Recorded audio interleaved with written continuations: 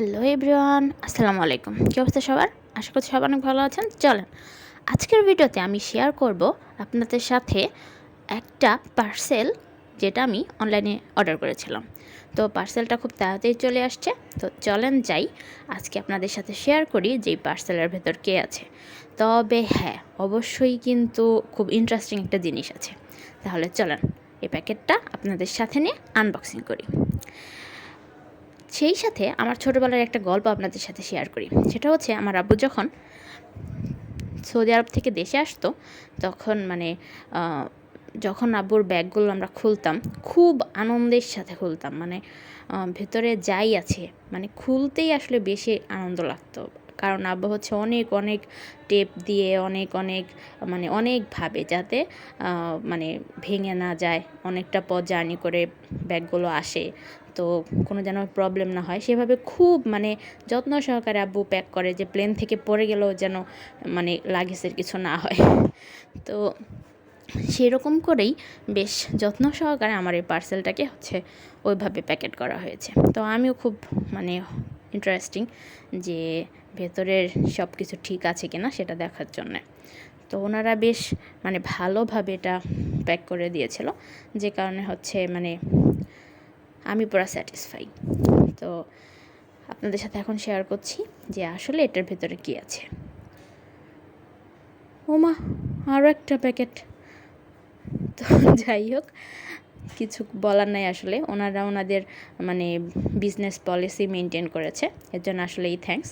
তো এইটা খুলতে আবার একটু সময় লাগবে আমার মনে হচ্ছে। তো আরে না না, এইখান দিয়েই বের করা যাবে। 1 সেকেন্ড, এখান দিয়ে বের হয়ে যাচ্ছে প্রায় যাচ্ছে। তো এই তো বের হয়ে গেছে। বলেন তো এগুলো কি? আই হোপ আপনারা সবাই বলতে পারবেন না। এগুলো হচ্ছে ফেব্রিক কালার। আমি রিসেন্টলি কিছু পেইন্ট করব ফেব্রিকের ওপরে। তো সেই জন্য আমি অনলাইনে একটা পেজ থেকে কিছু ফেব্রিক কালার অর্ডার করেছিলাম। তো সেই কালারগুলোই আমার বাসায় আসছে। তো চলেন এবার আপনাদেরকে দেখাই যে আসলে এখানে কি কি কালার আছে। আমি টোটাল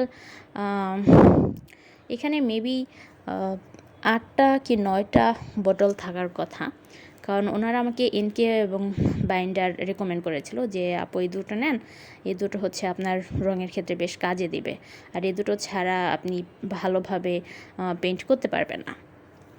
তো ওনাদের রেকমেন্ডে আসলে আমি এনকে আর বাইন্ডার নিয়েছিলাম। এই দুটো বটল ছাড়া আর যা আছে সবই রঙের বটল। তো চলেন, ইস দেখেন কি অবস্থা। বাট আমি স্যাটিসফাই যে তারা আসলে খুব সুন্দরভাবে আমার প্রোডাক্টের যেন কোনো ক্ষতি না হয় সেই দিকটা তারা মাথায় রেখেছে। তো সেই জন্য আসলে তারা থ্যাঙ্কস পায়।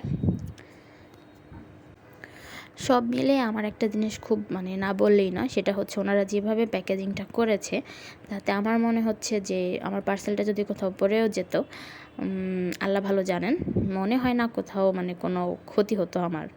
তো আমি আসলে টোটালি স্যাটিসফাই। আবারও থ্যাঙ্কস টু এগেইন ওই পেজটাকে। তো পেজটার নাম কে কে জানতে চান অবশ্যই কিন্তু আমাকে কমেন্ট করবেন, আমি অবশ্যই আপনাদের কমেন্টের উত্তর দেব।